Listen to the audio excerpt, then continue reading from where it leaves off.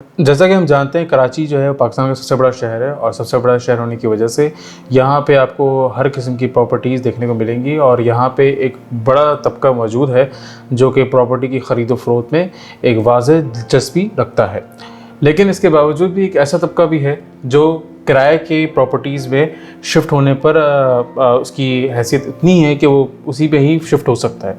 तो इस हवाले से ही किराए की प्रॉपर्टीज़ को देखते हुए हमने कुछ आपको थोड़ी गाइडलाइन हम आपको देंगे जिसमें हम आपको ये बताएंगे कि किराए के क्या वो लॉज हैं या वो कौन से ज़रूरी पॉइंट्स हैं जिनको एक किराएदार को किराए पे लेते हुए या फिर एक मालिक मकान को कोई भी चीज़ किसी किराएदार को अपने प्रॉपर्टी को किराए पे देते हुए वो कौन से ऐसे पॉइंट है जिसको जहन में रखना ज़रूरी है।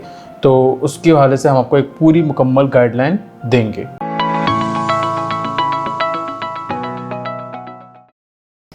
मैं हूं अरमुगान सारिब और आज डॉट पी की जानिब से मैं बताऊंगा कि वो सिंध के अंदर वो कौन से ऐसे टेनेंसी लॉज हैं जो एक किराएदार को किराए पे घर लेते हुए और एक मालिक मकान को किराए पे घर देते हुए जहन में रखने ज़रूरी हैं। तो इस पर हम आगे बढ़ने से पहले मैं आपसे लोगों से गुजारिश करूंगा कि आप हमारे जो यूट्यूब चैनल है उसको सब्सक्राइब करें, साथ में हमारे जो बेल आइकन भी है उसमें उसको भी प्रेस कर दें ताकि आप आने वाली हमारी मज़ीद वीडियो के हवाले से अपडेटेड रहें। टेनेंसी लॉज यानी कि किराएदारी कवानीन, ये कवानीन 1950 में तश्कील दिए गए थे। इसके अलावा ये जो कवानीन जितने भी हैं ये 1969 के जो ऑर्डिनेंस था जिसका नाम है सिंध रेंटेड परमिसेस ऑर्डिनेंस, उसके तहत बनाए गए हैं। इन कवानीन को बनाने का मकसद ये था कि ये एक तरह का सेफ गार्ड का काम कर सकें किराएदार और मालिक मकान के बीच में, ताकि आगे कोई प्रॉब्लम उन दोनों के बीच में ना हो।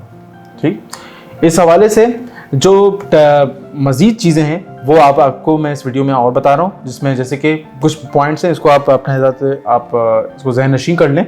जिसमें टेनेंसी रेंट एग्रीमेंट पहला पॉइंट ये होता है।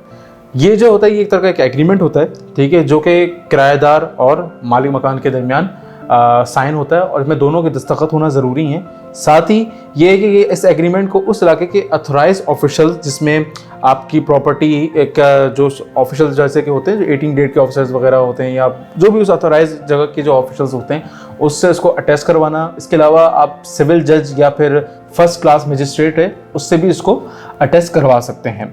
ये टेनेंसी एग्रीमेंट की वैलिडिटी के लिए निहायत ज़रूरी है। एग्रीमेंट को हर साल रिन्यू कराना भी ज़रूरी है। साथ में अगर ये ना हो तो कोर्ट जो है इस कानून के मुताबिक जो अगर ये रिन्यू नहीं हुआ हर साल तो इसको वो इनवैलिड समझेगी। इसके अलावा एग्रीमेंट में किराए की अदायगी के हवाले से भी जो आपने टर्म्स और जो शराइत आपने लगाई हुई है उसमें उसको भी जब आप कॉन्ट्रैक्ट रिन्यू करवा रहे हो तो उसको भी चेंज करना ज़रूरी है। अब आते हैं किराए की अदायगी के ऊपर। जब आपका एक दफ़ा एग्रीमेंट बन जाता है और दोनों पार्टियों ने उस पर दस्तखत भी कर लिए हैं, अटेस्टेशन हो गई है, तो उसमें उस एग्रीमेंट में ये डेट भी शामिल होती है जिस पे किराएदार को महीने के आखिर में या किसी भी एक जो आपने फिक्स डेट बताई हुई उस पर किराए को अदा करना होता है। वैसे आम तौर पे ये जो डेट है ये आम तौर पे महीने की 10 तारीख को ही सेट किया जाता है ज़्यादातर कि लोग उसी पे ही किराया अदा कर रहे होते हैं। सिंध के जो रेंटल लॉज हैं वो इस बात की यकीन दहानी कराते हैं कि किराएदार की जानिब से मुनासिब किराए का अदायगी मुमकिन हो सके। सिंध में जो शामिल प्रॉपर्टीज़ हैं उनके किराया आप 10% तक तौसी कर सकते हैं सालाना, ठीक है। लेकिन अगर आपने पहली कोई प्रॉपर्टी आपने फेयर रेंट पे रखी हुई यानी आपने उसका मुनासिब किराया रखा हुआ है तो उसको आप 3 साल तक उसको तौसी करने की इजाज़त नहीं है। तो आप यहाँ पे इसके अलावा जो मज़ीद कुछ पॉइंट्स हैं जिनके बारे में आपको मैं बताता चलूँ किराए, जिससे आप जो प्रॉपर्टी का किराया उसको तयन करने में आसानी होगी। उसमें यह है कि उस जैसे या उस जैसे जो प्रॉपर्टी कहीं और मौजूद है तो उसका जो रेट उस वक्त चल रहे हैं यानी जो मार्केट रेट चल रहे हैं उसके मुताबिक ही उस प्रॉपर्टी के जो आप किराए पे दे रहे हैं उसका सेट होगी, उस प्रॉपर्टी की किराया जो होगा वो सेट होगा। अगर घर की कंस्ट्रक्शन हुई है या फिर रिपेयर हुआ है या मेंटेनेंस हुआ है तो उसके चार्जेस में इजाफा अगर हुआ है तो उस हवाले से किराए में आप तौसी की जा सकती है। अगर इसके अलावा टेनेंसी कॉन्ट्रैक्ट के बाद अगर कोई नया टैक्स लगा है, जैसे कि होता है कि नए टैक्स लग जाते हैं, प्रॉपर्टी के टैक्स लग जाते हैं, तो अगर वो किराए का एग्रीमेंट आप कर चुके हैं और उसके बाद कोई टैक्स लगा है तो उसके बाद आप जो है वो किराए में आप तौसी कर सकते हैं। इसके अलावा गवर्नमेंट की जानिब से अगर कोई प्रॉपर्टी में टैक्सेस लगे हैं या कोई मज़ीद कोई इजाफा हुआ है तो उसके बायस आप किराए में इजाफा कर सकते हैं। फैसिलिटीज़ की डिसकंटिन्यूएशन। अब बात करते हैं फैसिलिटीज़ की डिसकंटिन्यूएशन के ऊपर, यानी कि अगर मालिक मकान अगर चाहे तो वो मतलब अगर कि कोई फैसिलिटीज़ है उसको मुनक़ता करना चाहता है, जैसे कि यूटिलिटी कनेक्शन जैसे कि होते थे कि पानी, बिजली, गैस और इस तरह की दीगर कोई सहूलियात अगर हैं उस प्रॉपर्टी में मौजूद और वो उसको कनेक्शन को मुनक़ता करना चाहता है, तो वो किराएदार की रज़ामंदी के बगैर उसको ये करने की इजाज़त नहीं होगी। इसके बावजूद भी अगर वो ये डिसकंटिन्यूशन करना चाहता है तो वो उससे जो रिलेटेड जो कंसर्न लीगल अथॉरिटीज़ हैं उनके पास जाके या उनसे रब्ता करके इस मामले को आगे बढ़ा सकता है। अब आते हैं तीसरे पॉइंट, रिपेयरिंग और मेंटेनेंस की तरफ। इसमें मालिक मकान को चाहिए कि जब वो अपना प्रॉपर्टी जो किराए पे दे रहा है तो वो उसके अंदर प्रॉपर मेंटेनिंग और रिपेयरिंग करवा के दे। अगर वो ना करवा सके तो उसमें ये चाहिए कि किराएदार जो है वो अपनी ज़ाती बुनियाद पे उसकी रिपेयरिंग और मेंटेनेंस करवाए और उसका जो भी खर्चा है, जो भी उसका बना है बिल खर्चों का, वो मालिक मकान को दे। और मालिक मकान जो है वो फिर क्या होगा कि वो जो रेंट जो आएगी है, जो भी किराया वो अदा करेगा किराएदार, उसमें से वो जो रकम है वो काट ले। अब बात करते हैं चौथे पॉइंट यानी कि एंड ऑफ टेनेंसी एग्रीमेंट यानी कि एविक्शन लॉज जो सिंध के अंदर मौजूद हैं, उस हवाले से बात करेंगे। अगर आपको अपना जो टेनेंसी एग्रीमेंट है उसको ख़त्म करवाना है तो मालिक मकान के ऊपर ये ज़रूरी है कि वो उसको सिर्फ जेन्युइन कंडीशंस में ही ख़त्म करे। और इस हवाले से जो सिंध के अंदर जो लॉज हैं वो तकरीबन आपको हर सूबे के अंदर इसी तरह के लॉज देखने को मिलेंगे। अच्छा, ये जो लॉज हैं ये भी आपको सिंध रेंटेड प्रेमिसेस ऑर्डिनेंस 1979 के तहत देखने को मिलेंगे। इसमें कुछ एडिशनल कुछ क्लॉजेज हैं या शिक़ें कह लें इसको आप, या कुछ रिक्वायरमेंट्स हैं जिनके बारे में आपको मैं बताता हूँ।